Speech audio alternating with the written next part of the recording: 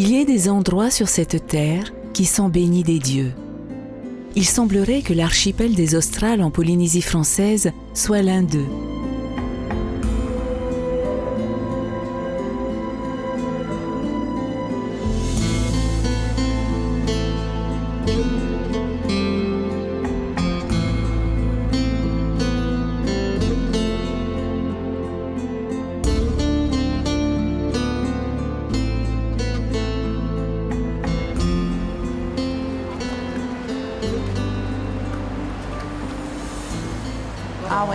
Ah oui, je peux dire que c'est un petit paradis.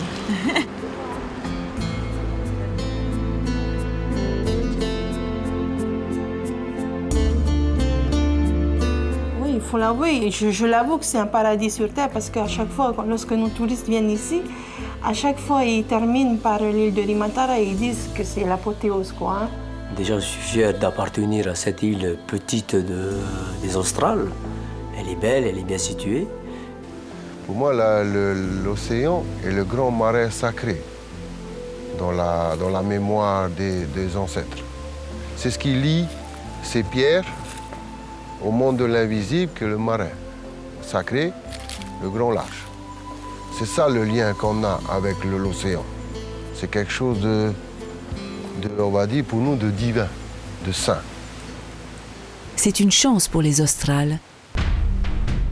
Mais pour combien de temps? Au niveau mondial, les océans sont menacés, notamment par la surpêche. On connaît ce qui se passe dans le monde, toute cette surpêche. Le nombre de thons obèses a diminué dans tout le monde de 84% ou de 80%. Le germont de 60 ou de 70%.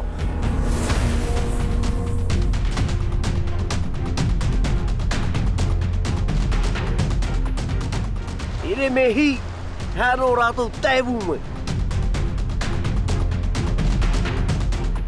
Avec cette surpêche, je ne sais pas s'il va rester encore des poissons pour demain.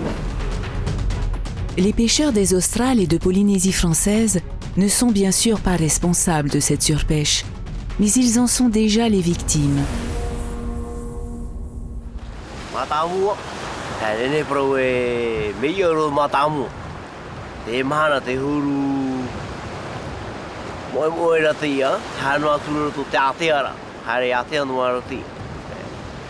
Pour moi, parce que là, quand tu regardes maintenant, c'est pas comme avant. Avant, quand tu arrives, ça y va. Ouais. Mais là, il n'y a que des petits. Aujourd'hui, quand on va à la pêche, on est obligé de s'éloigner. Pourquoi? Parce que c'est pêché en amont. Les poissons n'ont pas le temps d'arriver chez nous, c'est capturé avant. Et il dit aussi qu'il a observé depuis assez longtemps que le stock de poissons diminue. De plus en plus, il y a moins de gros et même les petits, ils en trouvent, c'est dur. Hein. Le témoignage d'un pêcheur de l'âge, il disait que quand il y a 10 ans, plus de 10 ans, il faisait la pêche avec son père. En 2 heures de temps, il ramasse du poisson. Aujourd'hui, c'est toute la journée pour avoir 1 ou 2 poissons. Teraia mo pahi te tra mo ho a tamato e nana a mo pahi reportage te vai rati mo pahi e faru nei rato te papa upe a tonu ayo te ura te mo pahi te dia tamato mana no te me te mo pahi e taia na rato e ta parahi rato te paparu au te mamaru au tano mai te papa e te mama hara no ni te prafo fana ua.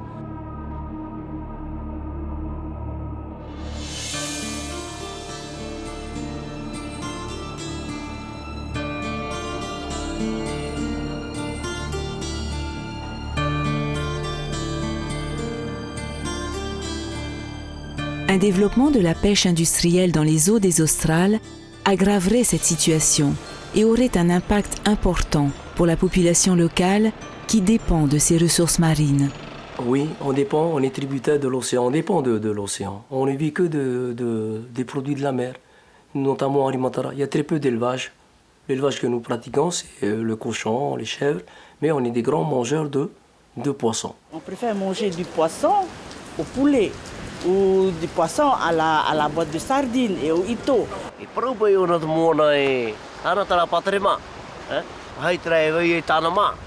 Alors déjà, le lien avec la mer, c'est déjà un garde à manger pour nous, hein, parce qu'on se nourrit de ce qu'il y a, de ce qui est tout autour de notre île. Et si cela continue, on n'en aura plus autant de poissons, quoi.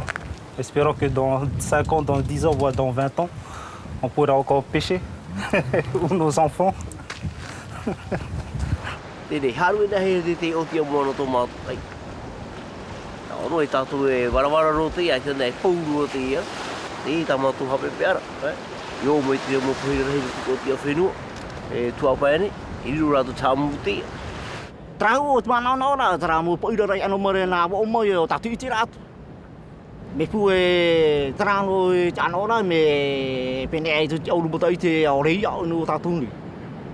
C'est flippant, c'est des gros navires qui vont pêcher pas très loin ou peut-être assez loin, on ne sait pas, mais qui pêcheront pendant 3 à 6 mois, qui vont traiter, conditionner le poisson sur place.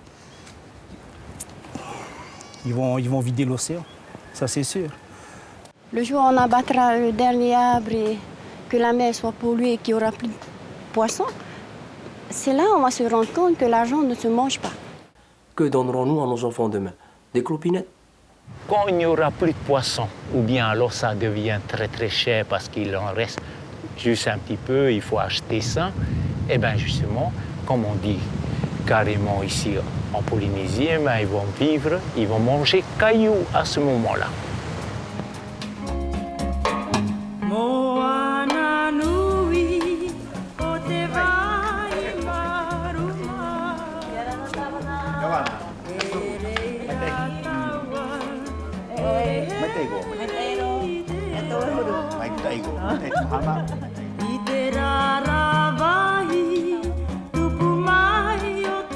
Pour cette raison, en 2014, les 5 communes des Australes ont décidé de prendre leur destin en main et voter une délibération appelant à la création d'une grande réserve marine au large de leurs îles, que la population a baptisée Rahuinui no Tuhape. Si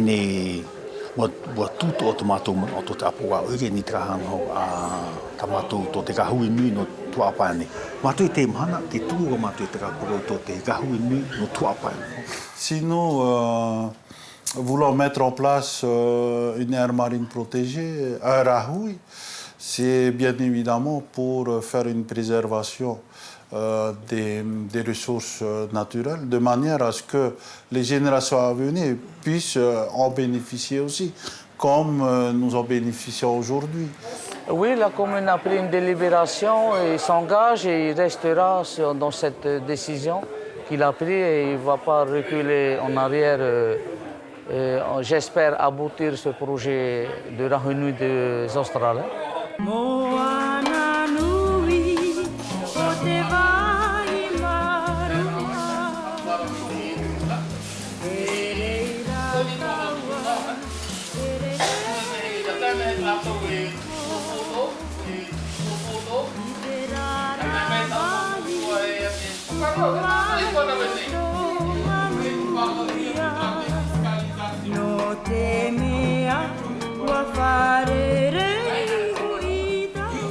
Par la suite, de nombreuses consultations ont été effectuées dans chaque district de chaque île pour demander à la population quelles étaient leurs propositions pour une gestion durable de leur environnement marin.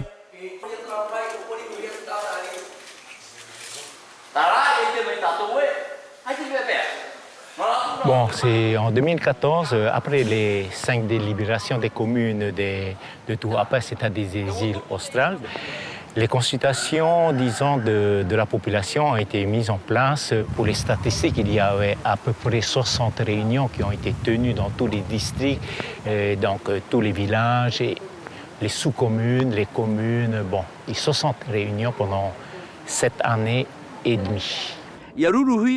Ia nana na te mana nana pa tatou te mana o ki tata e vaira e ha to rato mana ni te e pra we rahui pra mo te wera pa te mana o e ai te tuati mai tei a te wera pa te mana o e o tuati.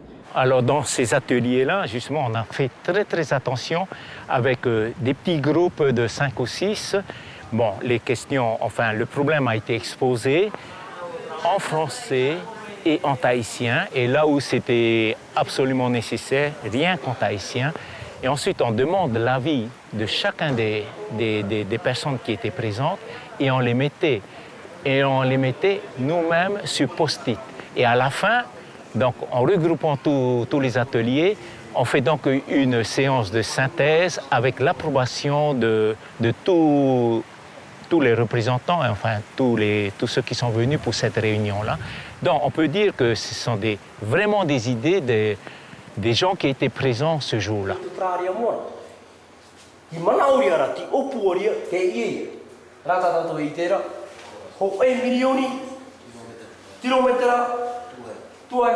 Les consultations ont fait émerger le projet de Grand Rahui pour les Australes, une réserve marine de 1 million de kilomètres carrés sur l'exemple du Rahui traditionnel. On connaît le bienfait du Rahui traditionnel. Regardez Rapa. Rapa n'a plus rien à démontrer.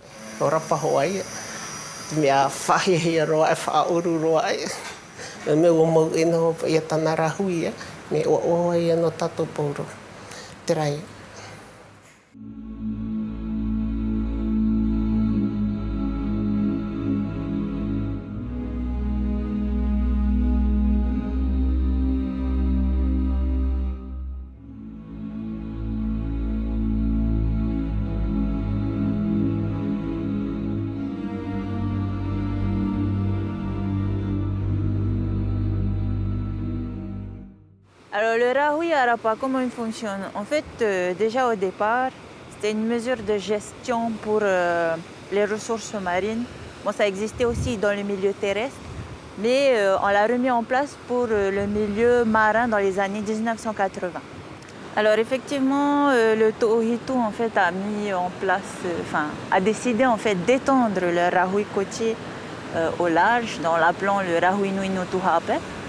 Alors, le zonage qui a été proposé par la population des Australes, il est clair, il est simple, car les gens, avant, ils avaient peur que nous, on bloque tout. En fait, non. Quand on regarde bien la carte de zonage, on voit un cercle autour de chaque île, qui fait un rayon de 20 000 nautiques.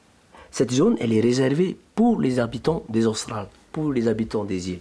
Et au-delà de cette zone, vous avez une zone d'1 million de kilomètres carrés autour, incluant toutes les îles des Australes, avec l'îlot Maria et Morotiri. Et cette zone s'arriverait de réserve marine. Ça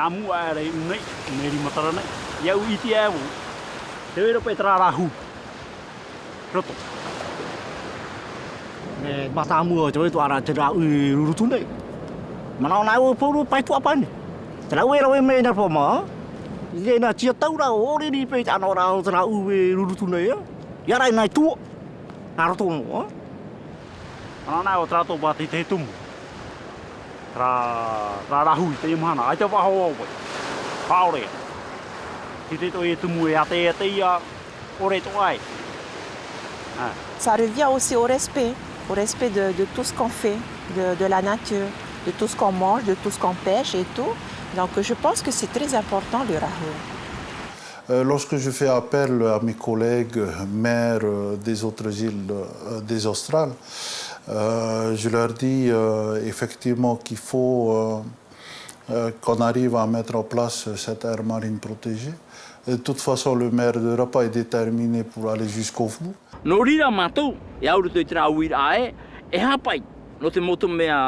No te mau tamari e muri mai. Tamato i opu ara te mana. E te matou ha tere wa hau. No te mea e hare hoa matou ni e tra mea i paruru hoa hia. Te mo otu moana tamato i prau atu nei au ni era.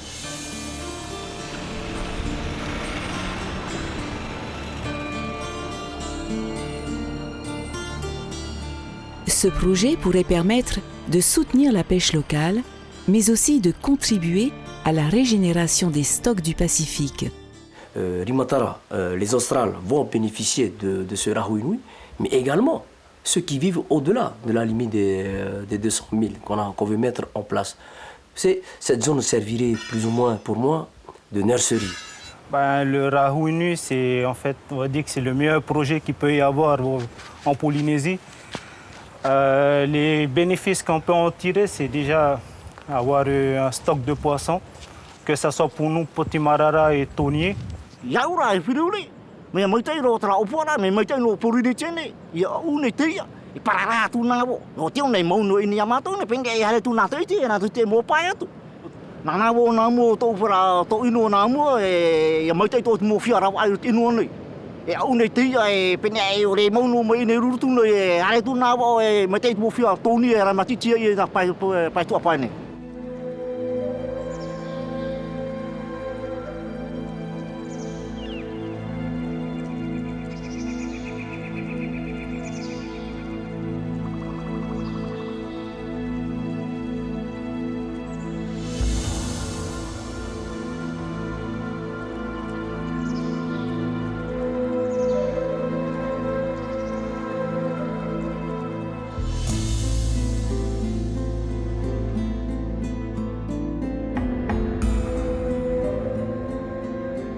Le Rahui Nui pourrait aussi permettre de faire connaître les Australes au niveau international et de développer l'écotourisme.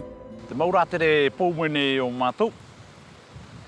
Me anō mai nāna e te parau o te tōra. Nā te mea e te tōra ine o mātou ne. Me piriro mai o nei te pai au. E re te mō mana ope au tiunu. Are ro ona te mō awa e atapa. E mō mana mata mō no noema. Oira te tōra. Nous espérons justement avec cette terre marine protégée que nous aurons plus de touristes. Hein? Au niveau de l'écotourisme, ça c'est très important pour nous. Comme ça, nous allons pouvoir nous rayonner dans le monde. On va nous regarder de ce côté-là. Que les gens australiens, ils ont réussi à mettre en place une aire marine de cette taille-là. C'est vraiment un projet très, très ambitieux de notre part. Justement, hein, les Australes ne sont pas du tout connus, donc avec cette aire marine protégée, tout le monde saura que justement Rimatara, Topoe, Revaver, Oroto et Rapa, ils sont justement dans ce système d'aire marine protégée. Il y a plus de monde maintenant qui pensent écologie, voilà. Et le Rahui Nui favorise l'écotourisme, voilà, et attire les touristes.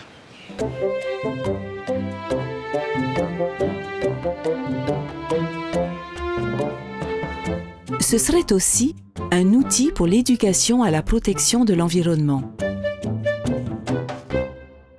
C'est un sujet qui les intéresse fortement parce que dès qu'on parle d'environnement, donc on parle de protection, ils ont cette conscience qu'on parle également de leur avenir. Donc, on a écrit cette charte en classe sur la base de la charte de l'environnement de la France, la charte de l'environnement de 2004.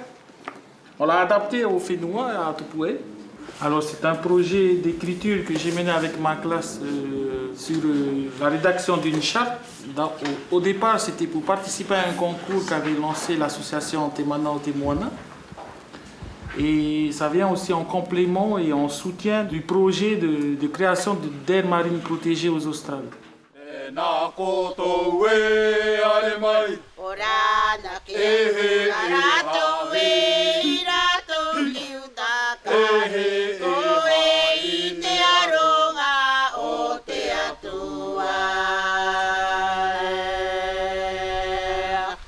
C'est important de ce que Rapa continue de faire. Parce qu'il est en train d'interpeller toutes les îles de Mahonui à suivre cet exemple-là. Parce que c'est important de revenir au Rahui. Et mon église me dit que Dieu a créé le monde, la terre et la mer, donc on doit respecter tout ça. C'est ça qui est important. C'est-à-dire qu'il faut suivre l'exemple de Rapa.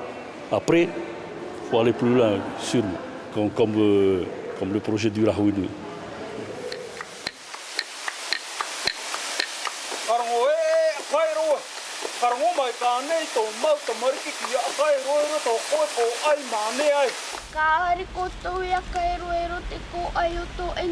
Le Rahui Nui permettrait aussi de valoriser et de perpétuer la culture traditionnelle des Australes.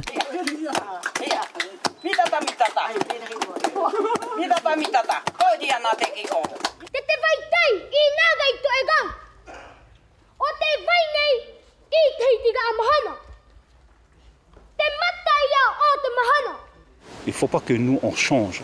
Il ne faut pas qu'on se transforme. Il faut qu'on reste tel. Et de montrer ce qu'on a, les vraies valeurs de l'île.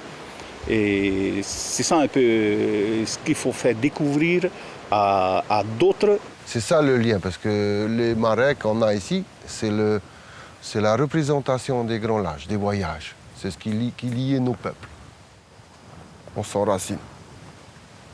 On est lié à la mer. C'est pour ça que ce Rahui-Nui est important. La mission, c'est de protéger l'homme. Et si on ne protège pas l'océan, on ne se protège même pas aussi nous. Voilà le message que je voulais emmener pour le Rahui-Nui, no Tuapè. Mais je sais qu'ailleurs, ils font aussi. Il y a des exemples ailleurs. À nous maintenant de suivre cet exemple. Qu'on soit aussi, nous, un exemple. Voilà le Rahui-Nui, no Tuapè. Donner l'exemple.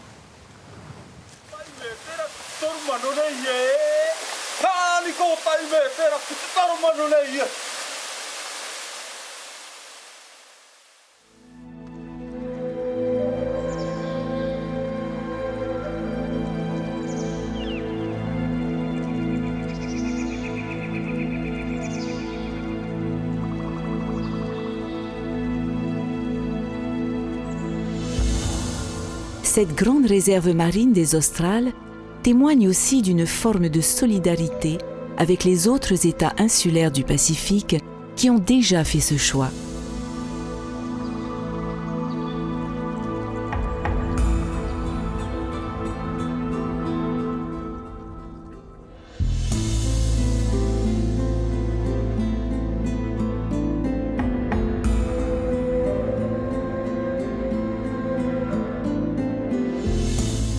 C'est un projet d'espoir pour la population des Australes. Protéger cette zone pour les générations à venir. Il faut mettre les enfants devant. Il faut pas penser aux adultes, il faut penser aux enfants. La terre appartient aux enfants. Moi, je n'ai pas envie de m'excuser auprès des générations futures pour ne pas justement avoir agi à préserver leurs ressources. J'aimerais bien qu'ils mangent le même poisson que je mange aujourd'hui. Il est nécessaire de mettre, il est important même, de mettre en place cette aire marine protégée pour l'avenir de nos enfants. C'est important pour nous parce que ça fait partie de la création de Dieu. Parce qu'aujourd'hui, nous avons été voir la population et la population nous soutient dans ce projet-là, du Rahui-Nui, no Tuapè.